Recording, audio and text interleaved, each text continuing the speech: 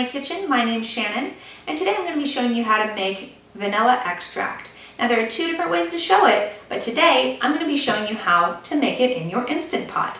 If you don't have an Instant Pot, you can make it the shake and wait method that I'll explain as well. Now, to make vanilla extract, you're going to need two things. One, vanilla beans, and two, alcohol. There are two different types of vanilla bean you can purchase, grade A and grade B. Now you want to know that grade A are when you're using the whole seed out of the pod in your recipe, such as vanilla bean ice cream, custard, or pudding. And you don't want those for extract. You do want grade B. That's when you'll be cutting the bean itself into 3/4 to 1 inch pieces and putting them into the jar.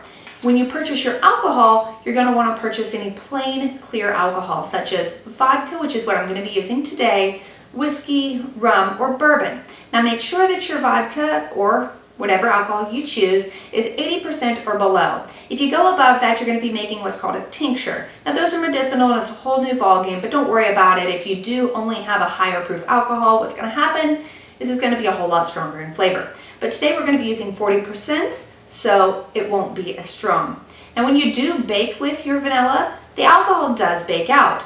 But if you're not going to be baking with it and you're going to be using it in a cold recipe like a smoothie, a shake, or ice cream, you can make it with glycerin.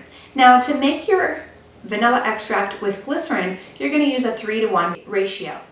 3 parts glycerin, 1 part water. Mix those together and add the same amount of beans. But you're not going to be putting those in the Instant Pot. You'll be putting those into a jar and using the shake and wait method. Shake it and wait a few more days, shake it again, and you'll leave it in there about 2 months for a weak extract, up to a year for a strong extract. But if you're using glycerin, just know that it doesn't stay good as long as using alcohol. Alcohol is sterile and will clean your extract and keep bacteria from growing. So when I make the glycerin, I do keep it in my refrigerator. And I do strain out the beans. When I'm using my alcohol, I tend to leave the beans in. So I'm going to go ahead and chop the beans and show you how to use it in the Instant Pot. You will be using about 1 ounce of vanilla beans for every 8 ounces of liquid. I'll be making 4 pint-sized mason jars of extract. 1 pint is 16 ounces of liquid, but I won't be filling it to the top in the machine. I'll be leaving about 1 inch of head space. So that's about 12 ounces of liquid. So each jar is going to have about 1.5 ounces of beans. And I do know that I purchased enough, but make sure that you can weigh yours or know what size your package is before you decide to make your extract. If you don't use enough beans, it won't be very strong and flavorful. So I'm going to go ahead now and chop up the beans into 3/4 inch to 1 inch pieces. Now since they're dry, be careful, you may need to kind of saw them to get them to come apart. If you cut them smaller, that's okay too. They may fit into your final jar better. And it does give you a little more surface area to have a little more flavor come out.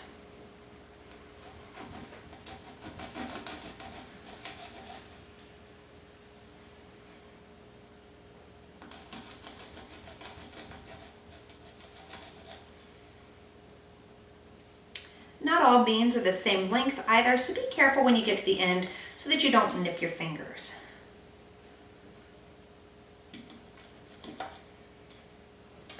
Okay, so here I have enough to make my 4 pint-sized jars. I'm going to go ahead and get started by loading them equally into the jar.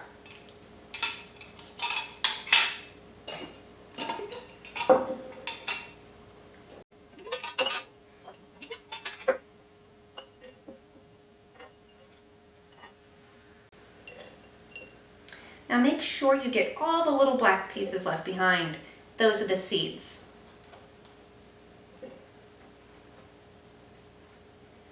So I like to use the back of my knife to scrape the board. Get all the little pieces gathered together. Then I'll use my finger to push them up onto the knife blade and put them into the jars. You don't want to waste a single seed if possible, because that's where all the flavor is at.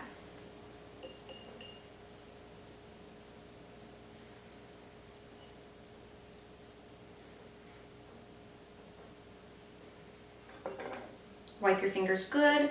Just the moisture from your hands can cause the beans to stick.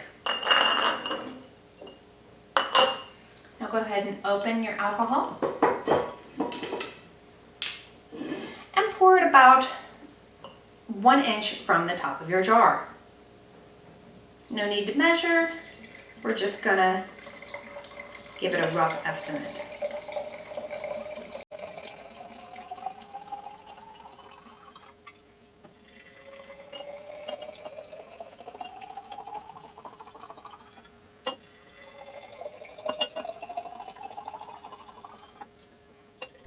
Now that your jars are full, what you're going to want to do is take clean lids and put them on to each jar. Finger tighten them so that none of the water from the pot gets in and none of the lingering flavors from your seal make it into your extract.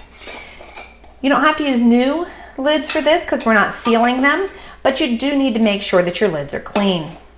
Once those are all sealed, what you're going to want to do is take your rack, put it in the bottom of your Instant Pot, and put anywhere between 1 to 1.5 cups of water in there. Now, if you're using jelly-sized jars and a smaller Instant Pot, use about 1 cup. If you're using a large pot like mine, you're going to want about 1.5 cups of water. And you'll use the pint jars. The pint jars will not work in a smaller Instant Pot because the lid will not seal. So go ahead and put your jars in. So once your jars are in the pressure cooker, you're going to put the lid on and turn it on to manual pressure, high pressure for 30 minutes. Let it start and let it go. Now the vanilla is finished and the pressure cooker is counting up instead of down, and that's just to tell you how long it's been finished. I wanted to add that we're going to let it naturally release instead of manually release because there are glass jars inside, and if you manually release this by turning the valve to vent, they're going to shatter. So make sure to let it naturally release, and it can sit as long as you like. You can unplug it, walk away, run some errands, go to bed, it doesn't matter. Just make sure to let it naturally release, and that way your glass jars won't break. Now the pressure has naturally released. It says it's 3 hours. That's because I ran errands for a few hours. It only took about 40 minutes for this to naturally release. Go ahead and take out the vanilla. Now you'll see that this is pretty weak.